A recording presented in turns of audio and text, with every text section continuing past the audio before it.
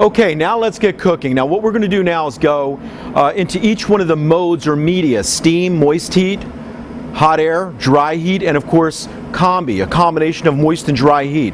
And by adjusting the temperatures, we can achieve a lot of really fabulous food. Now, I'm going to be showing you some tips and techniques while we're doing these things and share with you some nuances about cooking with steam or cooking in the combi that'll actually help you in your own kitchen. So what I'm going to do is start off with, we're going to turn to the steam mode, and I have some tomatoes here. In many cases, we just score them, pull the core out, give it a quick score.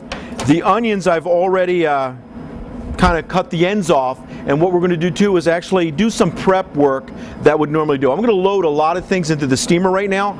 I've already started some potatoes and some rice. We're going to show you a variety of ways that you can cook eggs using the combi. What's really exciting is, because we can control the temperature, I can lower the temperature down to about 160, 180, or even just at 212 degrees. Where's my little bowl? Here it is. We'll crack the eggs and put them into these little cupcake holders, and we'll cook them for about 6 minutes. Now, I learned a lot of little tricks from you school folks out in the field, whereas I was showing you how to do hard-boiled eggs, and you turned around and said, look, if you crack the eggs right into the hotel pan and steam the hotel pan, you don't have to peel the eggs a little bit later. So it's a great tip, it's a great technique, and I'm going to share both of those techniques with you. Now, the other thing too that you can do is sometimes you can separate the yolks from the whites and just put the whites in and steam them, and it makes a beautiful garnish. Once it comes out, you chop it up and you can add it to salads, you can add it to soups. It's a great garnish. Okay, so we're going to actually put these eggs in here with my potatoes and rice. When you're cooking with combi, we mentioned earlier that you can have 90% reduction in fat. Now, instead of cooking in clarified butter, we can actually cook with no fat at all. Or we can choose to use olive oil or some of the other oils for seasoning our vegetables. But what I'm going to show you, we have one thing in the oven right now that's called stir-fry vegetables. We're going to steam them, if you will. We'll steam the vegetables, and then when they come out, we add the flavors, garnishes, and things like that that we need. It's buzzing me. It's telling me get the tomatoes out of the oven. So let me just stop this for a second. Beautiful. There's my tomatoes and my onions. You can blanch these tomatoes off, and the skin comes right off, and you can protect the outer shell. Now, later on, we're going to cut these tomatoes up and we'll add them to our rice, okay? And I'm going to drop the rest of these into the ice bath right here. Now, we've got these beautiful onions, which I really don't want to touch, but I cut the ends off, and you can squeeze the skin right out of the shell, okay?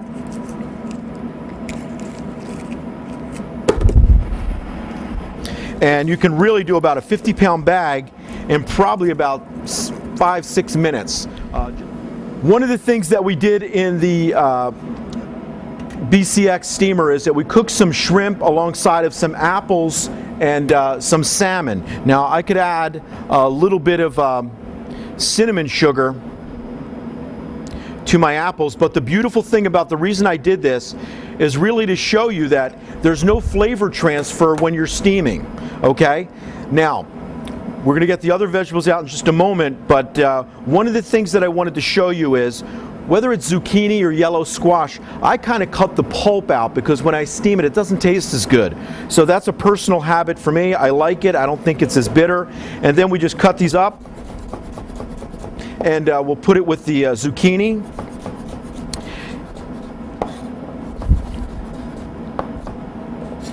And we'll steam them off. And as I mentioned to you before, when you're working with pressure steamers, you literally have to wait till it's done and then release the pressure. One of the things too, you can brush the mushrooms off, but I like to just peel the outer skin, and then they're all ready to go for cutting up. And we're going to put these on our chicken a little bit later when we get into combi cooking and rethermalizing. We have a two-step door lock, which is important. It allows a lot of the steam to come out before you open the door, so you can't open the door immediately and burn yourself. It's a great feature, and it's still pretty friendly for chefs that like to get in and out of the unit pretty quickly. I'll pull a few things out, and then we'll load our mushrooms. We got some beautiful frozen vegetables. They're all ready to go. You can see it cooks pretty quickly. In about 10 minutes, you can have 350 portions of steamed product ready to serve. Okay? Our green beans, I want to talk to you about that in just a moment. I'm going to fire these guys in. My broccoli. Now, I could blanch this in ice water and serve it. Saute it later. I got my baby vegetables. My baby vegetables I'm going to throw into the ice water now, because later on when we get into banqueting and retherm, I want to show you we'll rethermalize these as well. So we can take our potatoes. I cook them in a perforated pan, as you can see. And again, that makes sure if you're going to make potato salad, cooking in a perforated pan is going to make a big difference in the results that you get once it comes out, because it'll cook the potatoes evenly.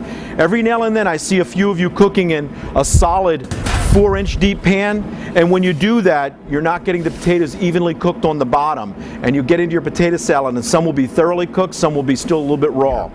We have our poached eggs in our little cupcakes. They also have little Simplat rubber ones as well, but let's just go around.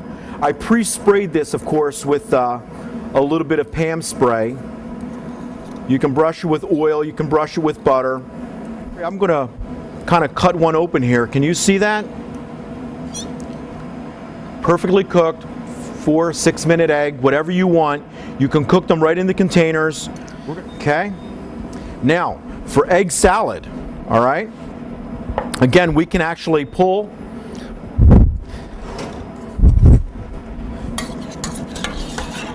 the eggs right on out, chop them up.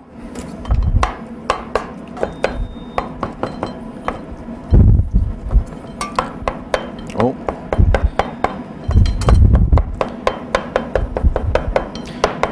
And you can see how easy that is. Take our eggs for our egg salad, and now we have no peeling involved at all.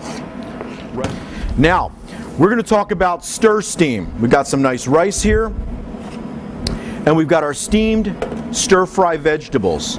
Now, if you have to do 350 portions, you can't really stir-fry them as efficiently as you could when you're using your combi steamer. So, put your 14 pans into the steamer, and then when it comes out, we're going to add a little bit of soy sauce. You can add some sesame oil, and of course we're going to finish with some sesame seeds here to give a nice garnish. So if you're doing a steamed buffet for catering operation, for school food service, whatever, you've got a nice stir steam meal, and whether you're doing 25 or 350, we can get it done in about 10-15 minutes at the most. Real simple dish, and it makes a lot of sense, okay? I'm going to just set that right there. Now, the other thing that we talked about, we can take some traditional things that have been done in the past. You know, we talked about green beans almondine. Instead of blanching your green beans and then sauteing them in clarified butter and then finishing them with your toasted almonds, we just steam them. We can add hazelnut oil, in this case a little olive oil, our toasted shaved almonds, and we've got green beans almondine, very healthy. Steam, all the nutrients that we steamed are still in the green beans. Great looking dish. Okay. Now our rice dish, of course, perfect with our stir steam, and with our rice dish, normally we can add some sausage, add the shrimp, some of the frozen vegetables, mix it all up, and we've got a great little dish to serve anybody. So you can see how quickly steaming in the steam mode works. Now, in a moment, I'm going to clear this stuff out of here, and I'm going to bring in a variety of different things to show you how you can steam below 212 degrees. Now, it's not 212, it's variable steam. Steam only exists at 212. we can bring the temperature up to 250, we can lower it all the way down to 150. And when we start cooking some foods at 150, I want you to see what they're going to involve. So I'm going to move this stuff out of here. We're going to bring in the foods for low temperature steaming, and we'll start steaming, okay?